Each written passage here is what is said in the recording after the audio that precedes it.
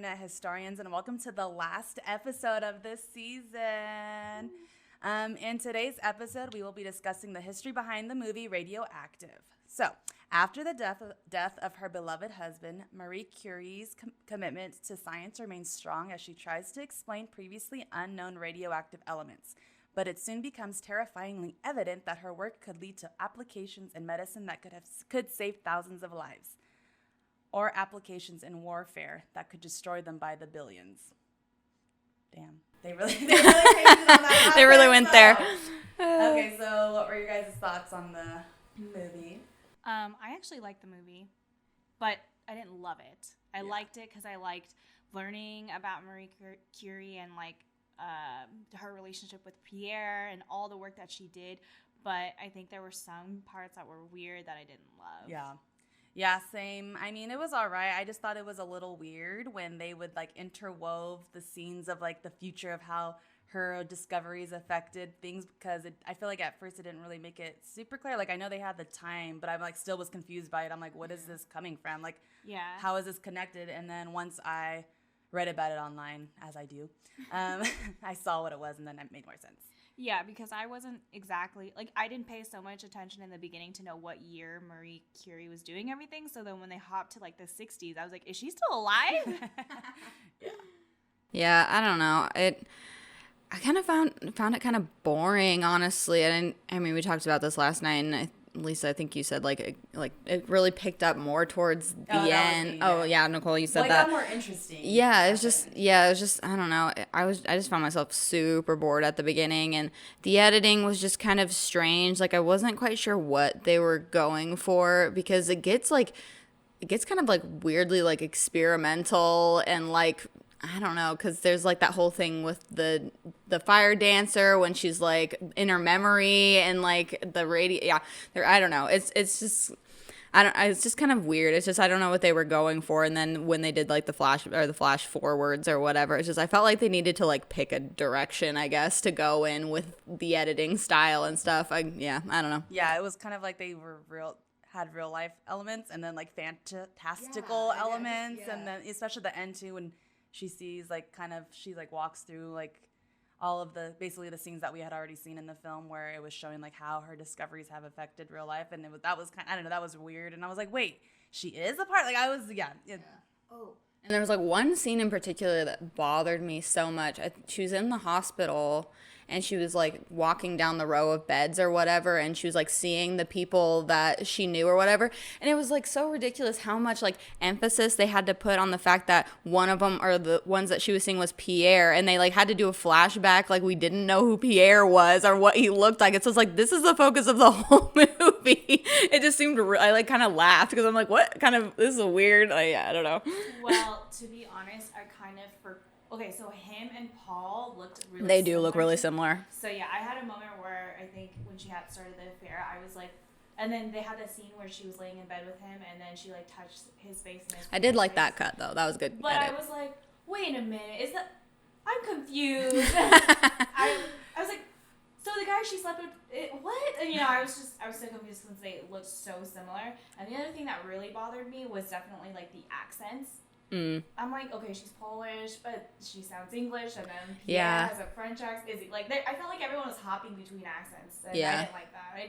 I kind of preferred if she did have a Polish type of accent. Yeah, you're right. And I'm wondering why they went, and because is Rosamund Pike, is she British? Yeah, she is. Okay, so she just went with, okay. Yeah, I couldn't remember if she was British or not, but yeah, that it did seem really strange, and it kind of just kind of confused her upbringing a little bit, because they start the movie when she's in Paris at this point, so it's just kind of well, where is she actually from? Unless you actually look into it, you don't. Yeah, I think I saw something online that was talking about that as well, about how it kind of missed out on her formative years in the movie. So. And then as well, I just didn't like the way that her and Pierre ran into each other, bumped into each other. I was just oh my, I don't know. I just don't like that weird. We bumped into each other and we sparked. It's not a gross. They're scientists. It's different. For sure. Okay, so shall we talk about one of the most important questions out of the whole movie that we have about her? Was she afraid of hospitals? I know they made such a big deal about it, and then so when you guys had put that on the document, I'm just like, okay, well, I'll look into this, and I even what I read about it, they were like, there literally is no evidence at all that she was afraid of hospitals, so it was a very strange quality to give her for the movie. It's just it didn't serve to any plot point really, so it didn't make much sense, and there's just no evidence of that, so I'm not sure why they gave her that. Yeah. Also, they were trying to say that she was afraid of hospitals because of her mom when she passed away with tuberculosis. And then you know that scene where she was like, if you give me a kiss I will be healed, and actually what I read was that her mom was like so scared of spreading it that she wouldn't touch her kids. So again, I thought it was really strange that they put that scene in there and then made her scared of hospitals when that all wasn't true. Yeah. Movies, man. Taking all them creative liberties. Well, I guess since the movie doesn't touch on her early life, we will. So, oh man. I apologize ahead of time because of all of these Polish names. Like, even, do they say, just a quick question, do they say the sister's name in the movie? Because honestly, I don't think so. I think I watched it in subtitles, and I probably just saw her name in the subtitle, but after that, I don't really think I heard her name. Because when I was like when I was reading this, I'm almost like, is that seriously the sister's name? Because I do not remember them saying it in the movie. I'm bad with names in general, so even in movies and shows, I don't remember any of the names. Yeah. Anywho, so even her maiden name, Maria Sklodowska. Sklodowska. Let's go with Sklodowska.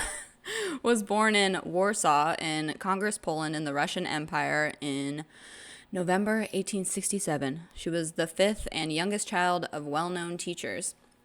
On both the paternal and maternal sides, the family had lost their property and fortunes through patriotic involvements in Polish national uprisings aimed at restoring Poland's independence. Sorry, I had a note to myself, and that was about pronunciations, and it came way too late in my notes. So this condemned the subsequent generation, including Maria.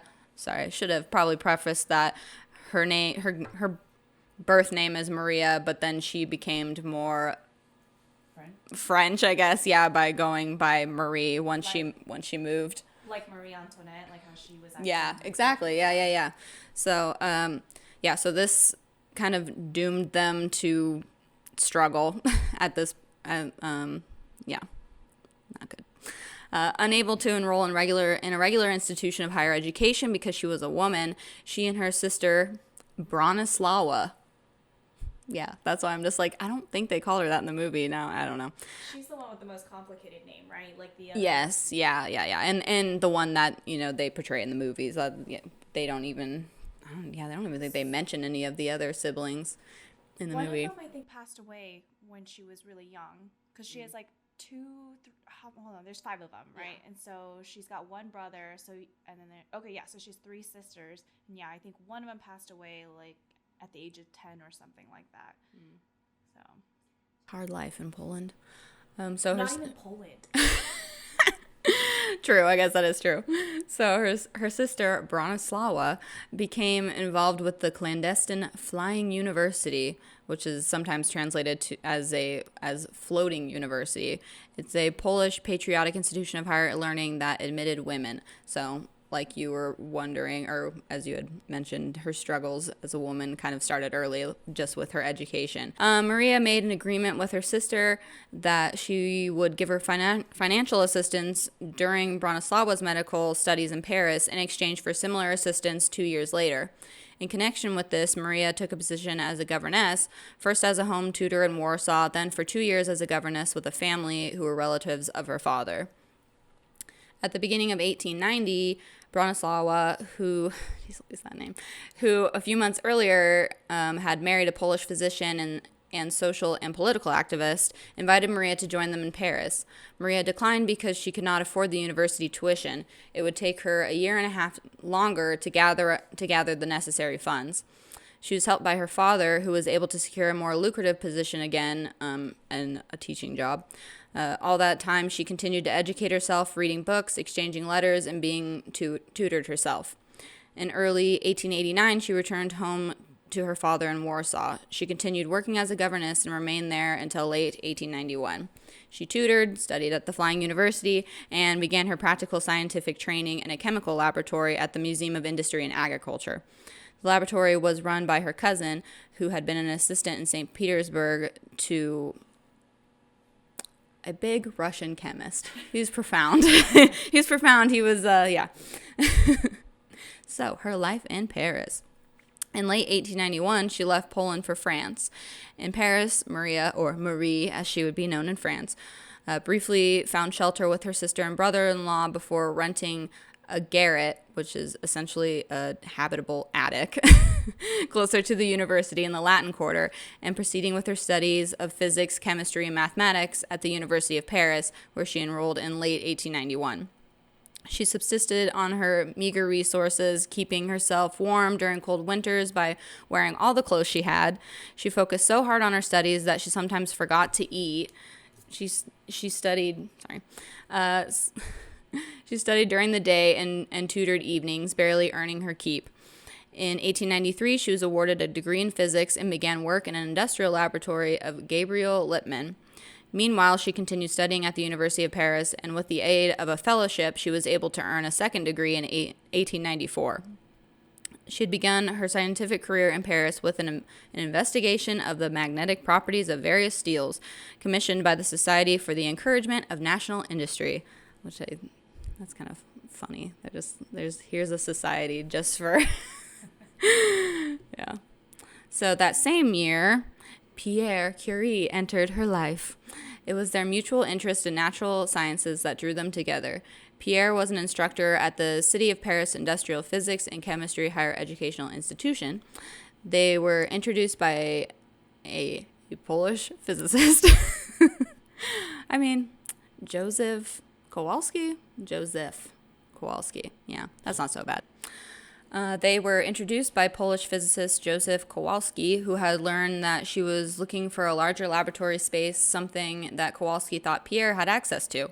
Though Curie did not have a large laboratory, he was able to find some space for Marie where she was able to begin work.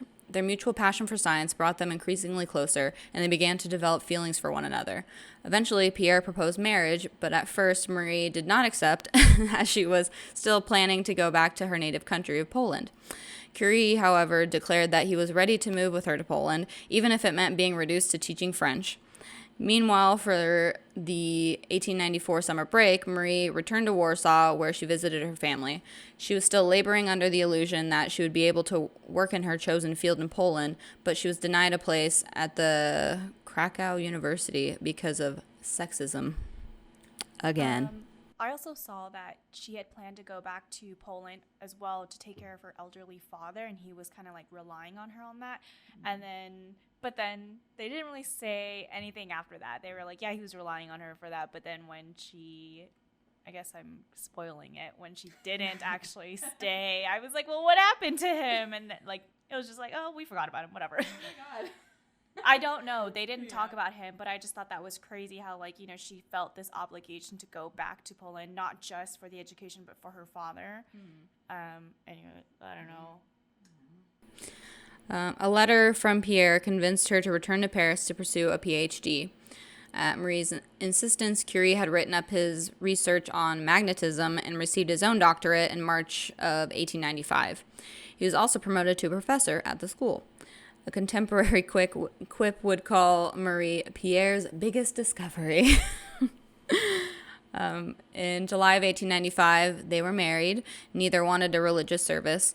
Curie's dark blue outfit, worn instead of a bridal gown, would serve for many years as a laboratory outfit, which I think they show in the movie. She's kind of wearing the same thing all the time. Yeah. Well, they didn't show the wedding, did they? No, that she wore that same dress. They shared 2 pastimes, long bicycle trips and journeys abroad, which brought them even closer. In Pierre, Marie had found a new love, a partner, and a scientific collaborator on whom she could depend. Yes, he's like her Marty, You're right, yeah. like RBG and Marty. Oh, yeah. Yeah, I did see a lot of similarities of that when I was watching it too, and I thought the same thing. It's like take notes. Yeah, he was super like supportive of her. It was, I don't know, you're gonna get into it. I was like, his death was sad, but that was really brutal. No. I mean, I'll get into that, but maybe do you want to talk about the interesting spirituality situation in the movie? Yeah, so I mean, in the movie, obviously, they do kind of bring it up a couple different times of like their spiritual or interest in spiritualism. I wouldn't necessarily say they were spiritual, but Marie more so not spiritual or not interested than Pierre. Pierre was a little bit more open-minded and interested. But yeah, I just wanted to talk about it because I guess spiritualism played like a pretty big part, obviously, in that time period. But also with, I guess, even Harriet Tubman and Frederick Douglass and all those people also were like involved with like spiritualism. Obviously, I mean, it makes sense, Harriet Tubman. But I mean, like a lot of that time frame, like the way people, like the things that they did to, I guess, go forward with whatever ideals that they had were all kind of based in that. I just thought it was interesting. So, and also it was kind of hard to find some of this information on it because I guess a lot of people are trying to like deny the fact that they were even involved in any of this stuff. Really? Yeah, like I read something that was saying that basically, that they're trying to like kind of erase the fact that Pierre was kind of interested in this stuff for some reason. I don't know why. But yeah, so in the 19th century, spiritualism was on the rise, and many scientists embraced spiritualism and felt that spiritualism and science could go hand in hand. Pierre and Marie were not religious people, as I've said. Pierre was atheist, and although Marie was brought up Catholic, the passing of her parents resulted in her becoming agnostic.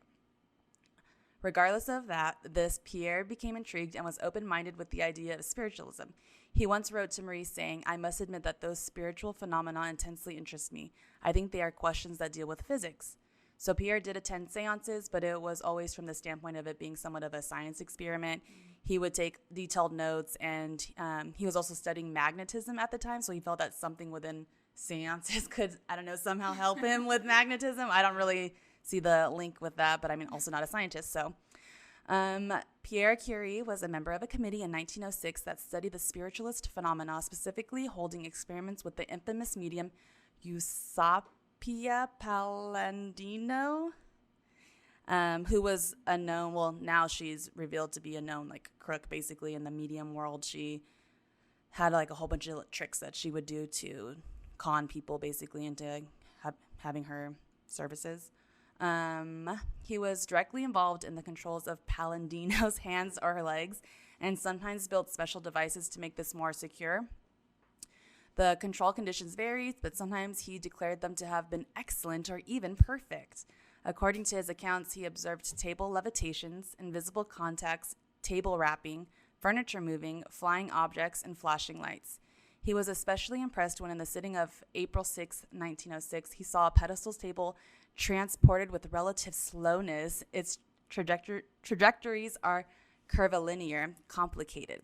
It avoids the obstacles to reach the end of its race. The phenomenon appeared to him to combine physical with psychological properties, although trickery might have also been involved under cover of darkness, which is probably most likely because that's what she was known for doing, is tricking things. And I think I talk about this too, but she wasn't really interested in some of the devices that he used to control her movements and stuff because it restricted her. And I believe I get into that though too for later. Of particular interest in physical mediumship was the appearance of ectoplasm, a white substance that seemingly formed the basis of phantasm faces, limbs in full forms, so basically like the ghosts that they were seeing. Researchers shared the belief that the substance could never emerge in full light, but this was problematic because decreasing the light level also diminished the quality of observation. Duh.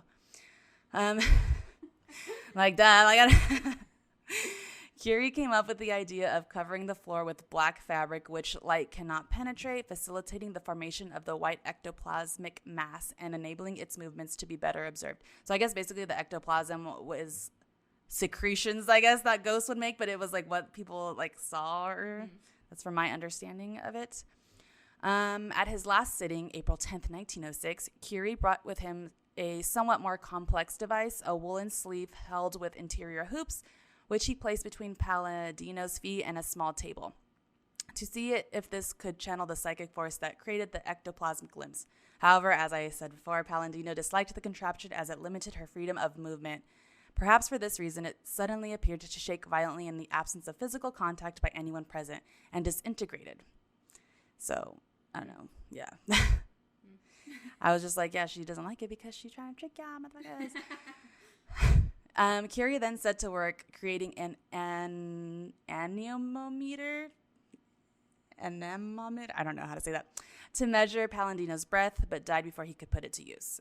So, in the film, we see Marie, after Pierre's death, kind of go to this medium's house, or I don't know, place of practice, warehouse, where she would do her seances, because she's trying to basically contact Pierre. So after this, she kind of not really was super interested in it, but she was actually trying to, I guess, see him or something. Marie Curie, a few days following Pierre's death, requested a private sitting with Palladino, to which she brought the clothes he'd been wearing when he was killed.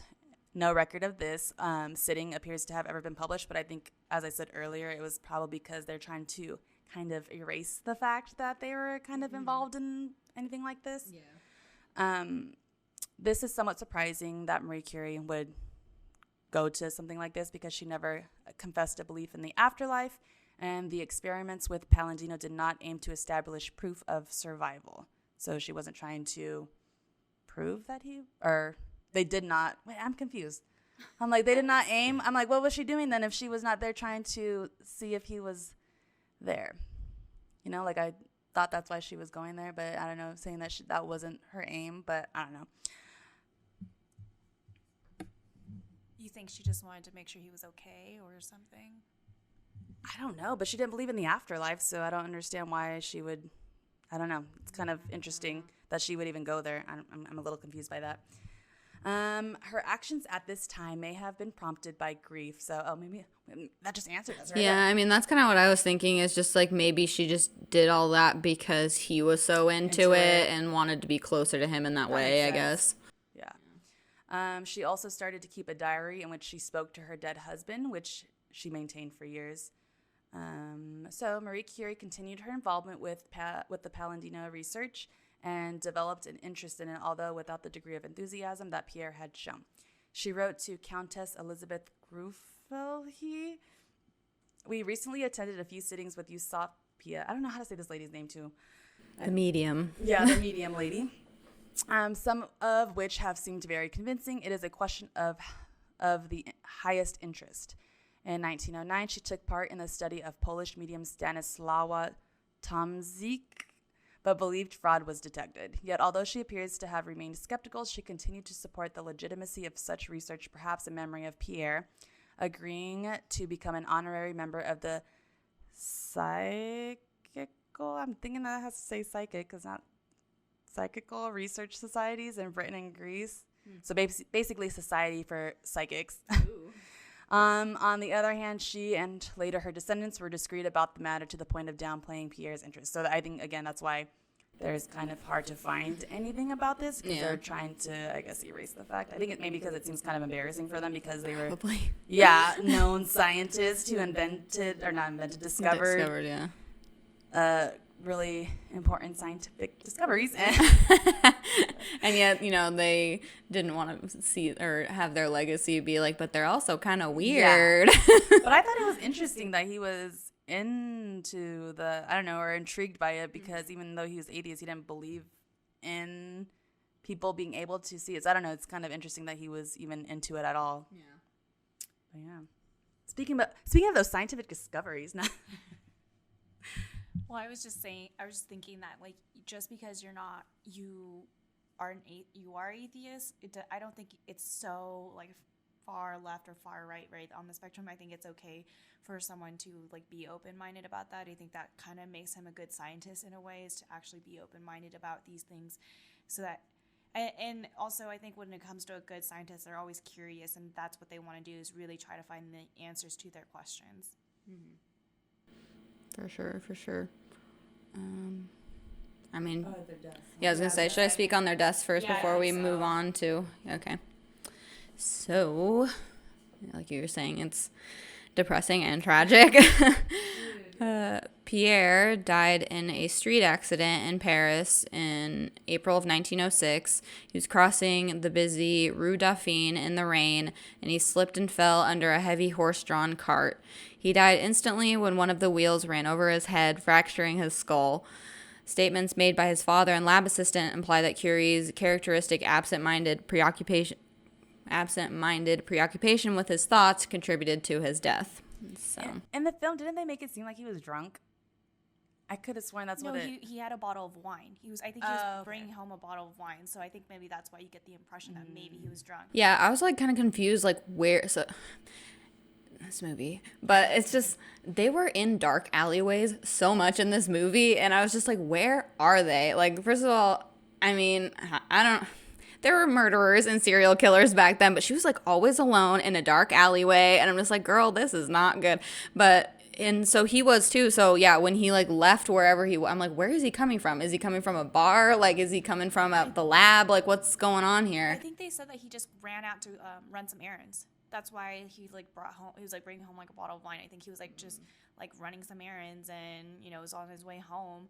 I think the film like did a good job of him just kind of like it just looks like right when he decided to cross the street is like exact same time as when they decide to. But I feel like that's why I thought he was drunk or whatever, because I feel like in the film they made it seem like he was just like stumbling out into the middle of It did kind of the this road, yeah, because and he then, like, slipped and yeah. it just I guess that makes sense. And then I also, how did that carriage person, like, I feel like they saw him and they kept going. Yeah, I think they also said that there was an outreach and they had to actually protect him, right? Because people were really upset that he basically murdered this brilliant scientist and poor guy. Poor everybody, honestly. Like, yeah. So, Yeah, I did not like that scene, by the way. I watched it twice because I don't know. Like I said, this movie wasn't really holding my attention very well. So like after it happened the first time, I was like, hold up a second, what just happened? Like, it happened so quickly, and the editing is like so quick and choppy that I'm just like, what just happened? Did he seriously just get run over by a horse? Sorry that I'm laughing, but the editing was strange. So I had to watch it twice, and I'm just like, damn, that is brutal. And like, there's like, they showed like blood hanging off the hook from the bottom of the cart. I'm like, oh my God, this is intense. It's like they focused way too much on that scene. In my opinion, they could have really done better with other scenes. I honestly thought it was something that probably didn't actually happen by like how dramatic it Yeah, seemed. yeah, And then yeah. When I looked up and I saw it that's how he died, I was like, oh shit. Like, I felt the same. So even after the couple had won the Nobel Prize for their discoveries, Pierre died never having set foot in the new laboratory that the University of Paris had promised to build them. Both the Curies experienced radium burns, both accidentally and voluntarily, and were exposed to extensive doses of radiation while conducting their research. They experienced radiation sickness, and Marie Curie died of aplastic anemia in 1934. Even this is crazy interesting to me. Even now, all their papers from the 1890s, even her cookbooks, are too dangerous to touch. Their laboratory books are kept in special lead boxes, and people who want to see them have to wear protective clothing. Isn't that crazy? Yes, I know. When I saw that too, I was like, what? Like, Which, I mean, makes total sense because when you're talking about like atomic bombs and stuff like that, and how you still can't go to places where they drop bombs because it's still so radioactive. But it's just like their stuff. It's just, that's crazy. Isn't even her like coffin or something? I think I can't remember, but Possibly. So let's see. Most of their papers and everything can be found in like the National Library of France. Had Pierre not been killed as he was, it is likely that he would have eventually died of the effects of radiation, as did his wife, their daughter Irene, and her husband Frederick. In April 1995, Pierre and Marie were moved from their original resting place, a family cemetery, and enshrined in the crypt of the Pantheon in Paris. So I would imagine that the way that they probably put her in like a lead coffin, I guess, because you can visit the Pantheon, so they wouldn't just like be like, here's this radioactive person, we're gonna put it where everybody can see her. Like that's, yeah. So I'm assuming they, since it was 1995, that they probably took some sort of precaution with moving them. And that, what is it? Where they are now, like resting, that's like they only put like really. Yeah. What's so, like, not famous, but like, you know. Prolific? Yeah, because just all the work that they contributed, I think they really want to honor them even more highly than how they were honored, I guess. Yeah. So, do we want to talk about... I could have sworn, though, too, that I read something that when they did an autopsy on her, there wasn't any evidence of radium, like, on her body. I don't know. And then also, just side note, too, I guess, you know how in the film, how she's seen sleeping with, like, her bottle of... Oh, I have something to say about that. Oh, okay. I'll get into that. Go for it, Lisa. Okay, hold on. I just want to clear up my throat.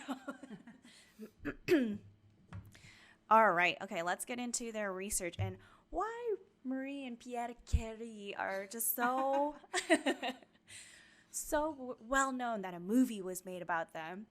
So in 1895, Willem Roentgen discovered the existence of X-rays. Though the mechanism behind their production was not yet understood, so many scientists at the time were all up on that. You know, they were trying to understand it, get like better X-rays, and honestly, this was an amazing discovery that everyone kind of wanted part of it and get some credit for it, because this really helped the medical world. Marie at the time, she was smarter than that. She was like, I know that if I find anything to do with X-rays, they're not going to give me much credit because I'm a woman. So she wanted to kind of look into something that not everybody was all up on. And that's when she found Henri Becquerel's discovery. So he discovered that uranium salts emitted rays that resembled X-rays in their penetrating power. He also demonstrated that this radiation is different because it did not depend on an external source of energy, but seemed to happen spontaneously from uranium itself. Henri pretty much dropped it after that because he didn't really find much practical value with this discovery, and he also thought that he found everything he needed about that. So she found his paper about that study and was like, ooh, I like this, and it sparked an interest, and she decided to look more into uranium rays, and then she wanted to use it as like field research for her thesis. So she was still in school at this time. In order to conduct proper research, Marie had to perform tests, and I swear fate had some involvement in this because she had the perfect person as her sidekick, because Pierre created an electrometer, a very accurate one, and she was able to use that to like perform her tests. And so like Pierre and his brother, they created their own electrometer about like 20 years earlier. And I'm going to try to explain this in the dumbest way possible for everybody to understand. So we all know that electric current, kind of needs like a one path, right? So let's say you're charging your phone, you plug your phone into the charging wire, and then you plug that wire into the outlet, which provides the electricity. And if you were to cut that wire in half, now you don't have any electricity. So with uranium, how that works is that it has a little bit of energy that you don't need like the wire to really be connecting. You can actually have it cut in half, and if it's close enough, uranium, and there's uranium involved, there is a little bit of electricity that's in the air. I know. Okay, so as I was saying, but okay, I'll try to like go back into it. So when you need to like charge your phone, you have to plug your phone into like a charging wire. That charging wire is plugged into the outlet, and the outlet provides the electricity. So then that's how you charge your phone, was kind of through that flow. But if you cut the wire in half, you obviously can't charge your phone anymore. If there's a little bit of uranium in that wire, it actually can produce a little bit of electricity in the air, so you don't actually have to connect the wire. But again, it has to have uranium in it, and that's Henri's discovery. And then Marie, what she wanted to do is kind of see if there's anything else out there that has that type of electricity. So they have this little DIY setup. Again, let me try to break it down so you guys can understand what they were working with. Remember, guys, this is the 1890s, okay? So what Pierre like kind of built for, well, I think it's Pierre, but he built the electrometer for sure. So how it is that they have these two metal plates, one on top, one on bottom, and they have a little another plate in the middle between. That's where they place the elements. So like that's where Marie was kind of making her test. Like she put uranium, then she would put like gold, whatever elements that she can grab, she would put it in there and try to test the element to see if they conduct any electricity.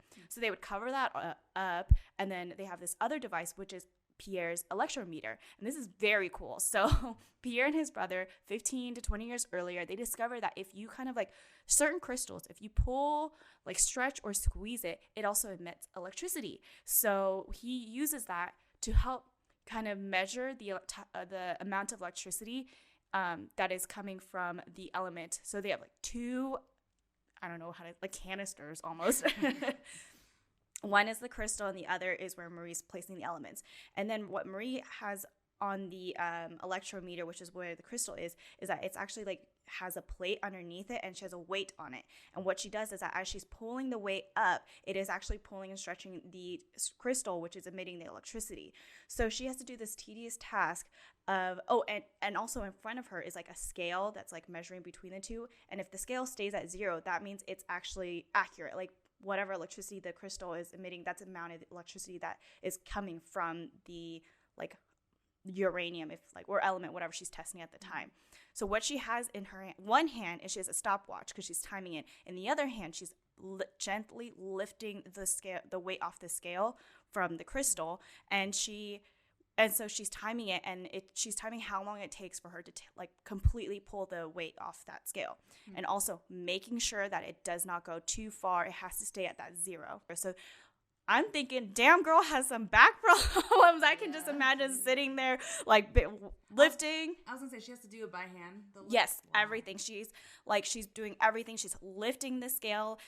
Luckily, they have like stopwatches all the time, so all she has to do is press a button to start and stop it. But as she's lifting that weight off the scale, it's like very, very gentle because she has to make sure that it's leveled in order to accurately read the electric current between whatever she's testing. And actually, this sounds very DIY and very botched to me, and I think it's because obviously it's like 200 years later, but it was actually very, very accurate, and that is her secret weapon. So that's why I'm like, her and Pierre, they were meant to be, because he had this thing that she like that no one else had, that she can accurately measure and make a success of her discoveries. So let's see. Okay. So Marie's measuring, and wait, she finds out that there's certain uranium minerals. One is pitch blende, and it shows 4 times as active, and the other one is calculide. Did I say that right? Yeah, calculide. So the other one is calculide, which is twice as active. And Marie concluded that if her earlier results are relating Marie concluded that if her earlier results relating the quantity of uranium to its activity were correct, then these 2 minerals most likely contain small quantities of another substance. So during all this, by the way, is when she coined the term radioactivity. All right, so now we're going to kind of start talking about that, and also why. Yeah, the name of the movie. Or is it Radioactive? Is it Radioactive? It's Radioactive. Oh, my bad. Whatever. Well, close enough. Yeah, radioactivity. There we go. Let me see. So now Marie's on the hunt to see what other substance emits radiation. And by 1898, she discovers that the element thorium is also radioactive. By this point, Pierre has decided to drop his study and research on crystals. I mean, that's pretty cool too, but I understand that this is even cooler. So anyways, okay. So anyways, this is way cooler. And as they're going through this, Marie is documenting everything because she knows that now that she has Pierre as her like consultant and almost like her assistant, they're going to give a lot of the credit to Pierre because she's a woman. Stupid. So with all these discoveries, Marie tries to publish a paper as soon as possible with her discovery with thorium so she can receive some credit, but unfortunately she was beat. And I don't know if it's because, they were being a hater. Like the person she gave her paper to like publish is one of her like professors and mentors. And yeah, I don't know if he just took his time publishing it, and she really was first. I think it was a very, very close call between like who was actually first, but she couldn't get the credit for that since like her paper wasn't published as quick enough. But whatever, she don't care. She's like, I need to continue with my work with this pitch blende mineral, and she started to break it down. And by that, she was grinding it up, treating it with chemicals, and basically trying to separate every little bit that's in that mineral to see all the type of things in it and what is emitting the radiation. Marie and her husband then discovered there are two distinct parts in the pitch blende which are different chemical properties, and they were radioactive. So then they're like, shit, there might be two elements. In July 1898, Marie and her husband published a joint paper announcing the existence of an element they named polonium in honor of her native land, Poland. Yes. On the 26th of December, 1898, the Curies also announced the existence of a second element, which they named radium, from the Latin word of ray. That makes sense. Yeah. But they still had to prove their discoveries were like beyond any doubt. The Curies began to try and isolate polonium and radium in pure form. Now, as you can imagine, separating these elements in the 1890s was not an easy task. I understand why the movie didn't show any of this, but apparently there is another movie about the Curies, and they actually show how they're like struggling, trying to get the pure form of either radium or polonium, and Pierre almost gave up. Like, he was like, the world has lived without this, like, I can't. And Marie was like, no, we've got to do this, and she really helped like motivate him. And anyways, it's an older movie, and I mean, it's a little sad to me that they didn't show the struggle of trying to get that pure form. They showed like, I don't know, a little bit of it. Exactly. So the discovery of polonium was relatively easy. I guess chemically it represents the element bismuth, and polonium was the only bismuth-like substance in the cauldron. I don't really know it's a cauldron. I just said that. Anyways, ultimately, they never were really able to get enough of the pure form of polonium, but they were able to get a pure form of radium. So in the movie, they show this little tube that's like glowing, and that is their pure form of radium. Also, glowing is a whole other story, but I decided not to get into that. And I was also like, it's kind of crazy. She kept it in this like little tube, and she would stare at it while she's sleeping. And I'm like, okay, now who is she? Gollum from freaking Lord of the Rings? Was she not? She was like looking at it, and I was like, next thing you know, she's gonna be calling it my precious. Yeah. It was weird. I do know that she did keep that tube in her pocket like for the rest of her life, but sleeping with it, I don't know. I think it's a little.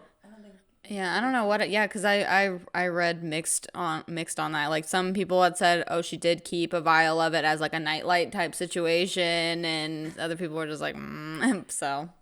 Yeah, one thing that I saw was that she didn't sleep with it, but she did keep it on her at all times, kind of as a reminder, like, this is what I'm like working for, to kind of motivate her to keep going. Mm-hmm. Okay. So with this discovery of radium, they were also able to show that radium can kill disease-forming cells like tumors. But unfortunately, we all know now that exposure to radiation isn't good for you. But they still use it for... No, they still use it, but it's like this discovery has really... Oh, well, I'll get into that. It did show really great things, but what they didn't know at that time is that there was also cons to it as well. All right, now, with all of that, what did they get? A Nobel Prize!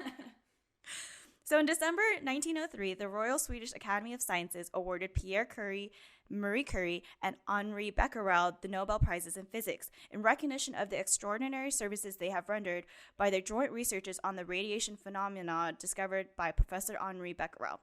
As it was said, oh, did you say it earlier? No, you didn't. Sorry. I wrote it in, like, thinking that you were going to say it. You said it. Sorry, I held back for you. Thank you. Thanks. All right, so guys, some bad news. All right, originally Marie's name was not on the Nobel Prize. Why? Because she was a fucking woman. What the fuck? Oh my god. So, hold on. I get too excited. I lose my spot. So a member of the committee and advocate for women's sciences, Swedish mathematician Magnus Magnus Josta Meta Lefte, yeah, say that 3 times, Yeah. alerted to Pierre to the situation that Marie was not recognized for this. And he was like, are you fucking kidding me? And made a complaint to them. And then they were like, all right, yeah, we'll include her name. Because he was like, dude, I didn't do this by myself. And also, I didn't even start this. Marie did. I don't know if he said all of that, but to me, he did. So then Marie became the first woman to receive a Nobel Prize. Very cool. Pierre and Marie weren't really interested in the Nobel Prize, actually. I mean, they were, but they weren't. So they knew that getting this, they would receive so much recognition and a lot of popularity, and that is something that they were not interested in. As even just talking about their wedding and their honeymoon, they're very simple people. They like their privacy. They just want to work. They don't want the celebrity, status of this. But they knew that this is like an honorable thing to receive as well. They declined to go to Stockholm and receive the prize in person, saying that they were too busy with their work. Pierre actually disliked public ceremonies, but as Nobel laureates, they were required to deliver a lecture, and the Curies finally made a trip in 1905. The award money allowed the Curies to hire their first laboratory assistant, and the University of Paris gave Pierre a professorship and the chair of physics. So all of this did help boost the Curies. Pierre obviously got a better job. He's starting to make more money. They got the money from the Nobel Prize. They were able to. And then you were also saying that with this, Pierre was like, dude, I need a better laboratory. And the University of Paris was like, okay, we'll get you one, just not right now. Yeah, they kind of used it more as like leverage, really, just to, so that they could get a better lab. And I thought this was really interesting because in the movie, they actually showed Pierre going to, accept the award. And he also had that speech and stuff like that. And I'm like, okay, research says otherwise. In 1911, Marie was awarded her second Nobel Prize, but this time in chemistry. This award was in recognition of her services to the advancement of chemistry by the discovery of the elements radium and polonium, by the isolation of radium, and the study of the nature and compounds of this remarkable element. She became the first person to win/share 2 Nobel Prizes, but that didn't come with a little bit of scandal. So 3 days before Marie Curie won her second Nobel Prize, Madame Lavoisier, okay, we'll get into that, but I'll just kind of do a quick little thing right now. She publicly declared that her husband and Marie were having an affair, and she demanded money and custody of her and her husband's children. So to make matters worse, the ceremony was on December 10th, and Paul, the dude, his court was also in December. Scandal. Oh shit, I forgot to write this guy's name. So there's a biochemist. His name is Olaf Hammermarsten. That's a guess. I'm sorry, guys.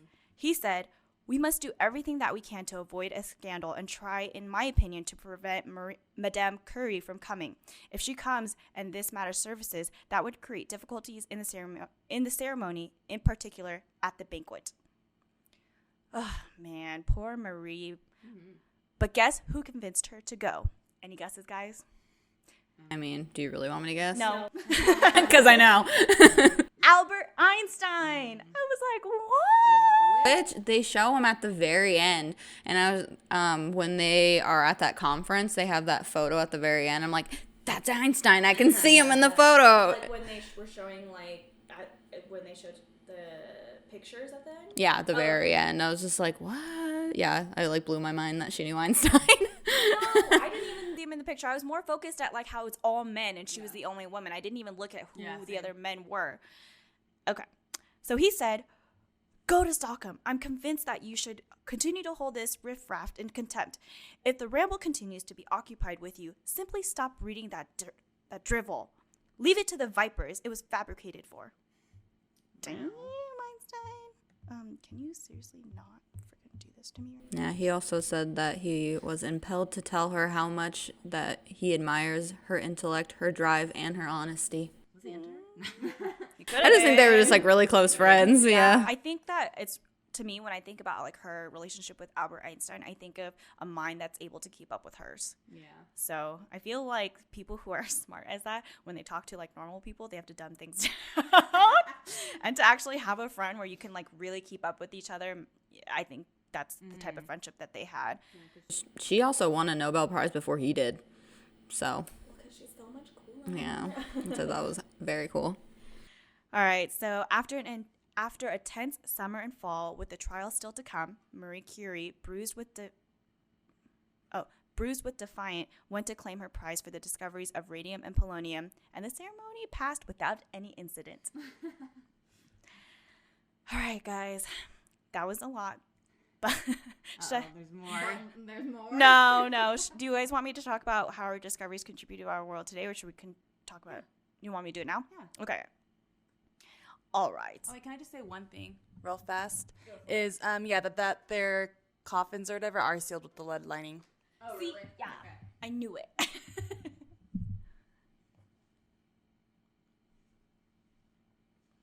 you got like 5 minutes before I need to dump the cards again. Okay. All right. All right, guys. So how did Marie's discoveries contribute to our world today? Let's think about how did it not? Okay. Nowadays, we understand how radium can help in the medical world. They still use it today and call it the Curie therapy, even though I've never heard of it. But to me, I don't think that's a bad thing because, like, They only call that in like Europe. oh, okay. I was like, Yeah. Yeah, we call it like chemotherapy, That's what right? I Yeah, thought. we call it chemotherapy, but they actually, call it okay. Curie I was therapy. like, maybe it's because I've never had to have it or something, and I think that's a good thing. There's also carbon dating, and it's a method by which There's also carbon dating, a method by which the age of the Earth and all the elements and fossils is measured, and this relies on these radioactive theories hypothesized by by Marie. Although Marie never worked on the Manhattan Project, her contributions to the study of radium and radiation were instrumental to the future development of the atomic bomb. So that's why we were seeing like the bombing of Hiroshima and stuff like that. But she wasn't involved, guys, all right? And last but not least, and the best part, she really paved the way for women in science. As mentioned a few times, she had to face discrimination because of her gender and prove herself more than any man in science. Through all her accomplishments... Oh, sorry, I read that weird. Okay. Lastly, but the best, she paved the way for women in science. As mentioned a few times, she had to face discrimination because of her gender and prove herself more than any man in science, and through all her accomplishments. Even though she never really actively fought for any of these rights, like I said earlier, Pierre was the one who fought for her. Mm-hmm. This never discouraged her, and because of that,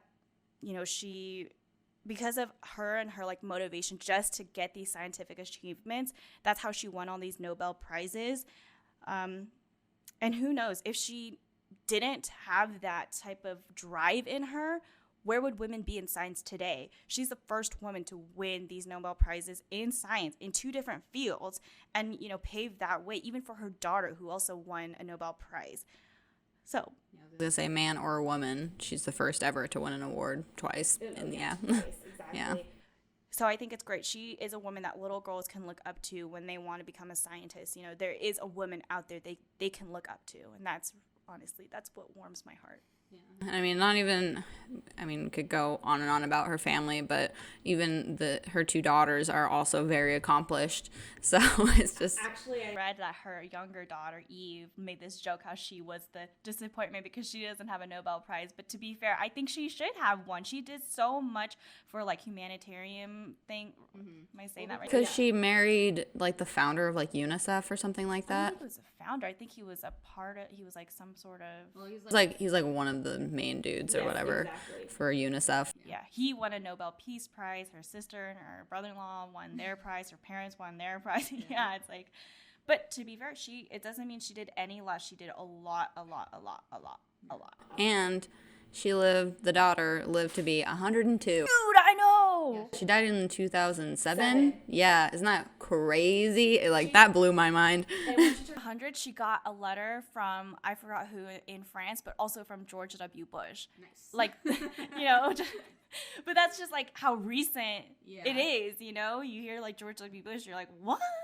Because by that time, she was also in a dual citizenship with France and America because her husband was American. Well, not because her husband. She was already living in America for quite some time. Can I read this about? Yeah, so I'm done. I'm finally done, guys. Okay, so I just wanted to read just a little snippet quick snippet about the X-ray thing that they kind of showed towards the end of the film.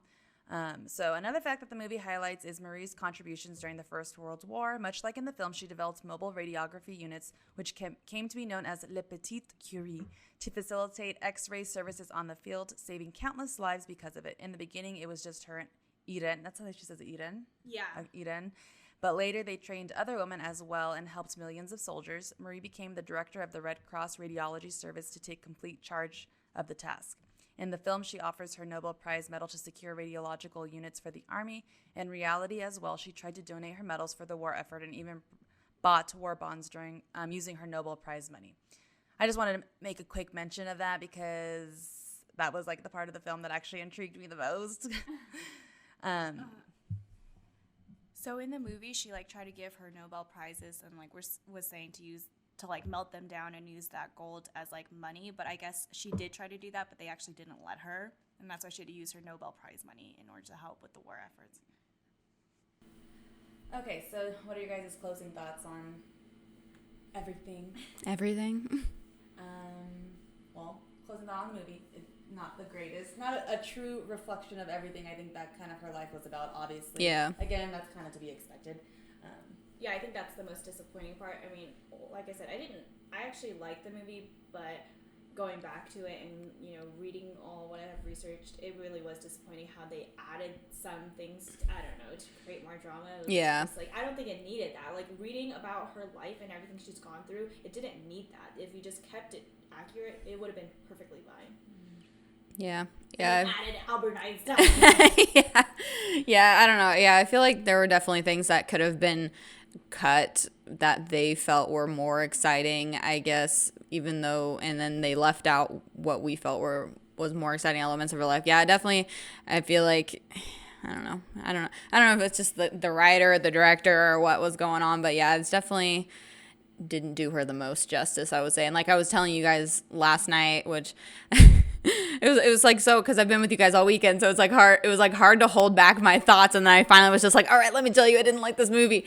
But I was like trying to keep it for the podcast, but yeah, and then yeah, I just really did not like the flash forwards and every single time but especially with this movie when I have such a strong opinion about it and I want to know if everybody else feels the same, so I read the reviews on it, and a lot of people a lot of people were really, really mad at this movie because of those flash forwards, which I kind of got the same impression too. It makes it seem like she's at fault for like all of these things that happened just because, she discovered. It's just like no. And even in the movie where they didn't want to patent it because they wanted it to be free knowledge for everybody to use how they want, which they did show, they're putting it in this and they're putting it in toothpaste and all that stuff. And it's just like, it's with anything, it's just like people are going to take the idea and use it. It has nothing to do with her. It was like they very much like it seemed like they were blaming her. Like it just didn't seem like an even balance between when like they show the boy in the hospital who needs to get chemotherapy, and then they show two different clips of the bomb and stuff like that. It's just like, it just didn't seem very balanced, and I'm just like, y'all, why are you trying to blame her? Yeah, that's actually what I was gonna say too about, like, I guess my closing thoughts on in general was that at that ending scene when she was dying basically, and she's talking to Pierre and he's like saying something along the lines of like, you did good work or whatever, and then she's like, I hope you're right or something, but it's like kind of like leads you to think, well, it led to way more too because of those previous clips that they put into the film. So yeah, I agreed. I feel like they kind of put a lot of blame on her. Like if this wasn't created, then we wouldn't have the atomic bomb and stuff like that. So maybe the world would have been a better place. But then we also wouldn't have all these other good things. But also, and it's just like, and who's to say that someone else wouldn't have discovered it if she didn't? I mean, it might have come a few years later, but it's just like, science is science. And also, too, I think this movie also, I think there was a line in the film where she was talking to her, I forget which daughter, when they were a young girl, and the daughter was saying, like, they don't like us here, and Marie said, yeah, it's because they can't separate my personal life from my academic life, and I feel like this movie is kind of the embodiment of that. It didn't really focus as much on her academic and the things that she brought into this world. It focused a lot on her personal relationships, which, I mean, that is important. That is a part of it, but I feel like they focused too heavily on those things, which is hard for me to say because, I'm all into that stuff too. But I think that's, that's pretty much my thoughts. Just moving away from the movie, something that really pissed me off when I just kept looking into it is just the gender discrimination. It's like, it just pissed me off. Like, even, they showed a little bit in the movie too about how she would go and argue with like those men about like, you know, people touching stuff in her lab, and Yeah. you know, and her also just being stubborn about it too because she didn't want to ask for a lab. But it's just things like that. It's like so stupid to me, like why these men felt the need to freaking discriminate and like not want to provide women with an education. It just dumbfounds me, you know. And it's like, look at her and her achievements. Look at all the women's achievement that has ever happened to this day. And just to see that, like, she had to struggle with that, it pissed me off. For sure. Anything else? I don't think so. I mean, is this the first movie that we've watched that we felt like the movie just really didn't do justice?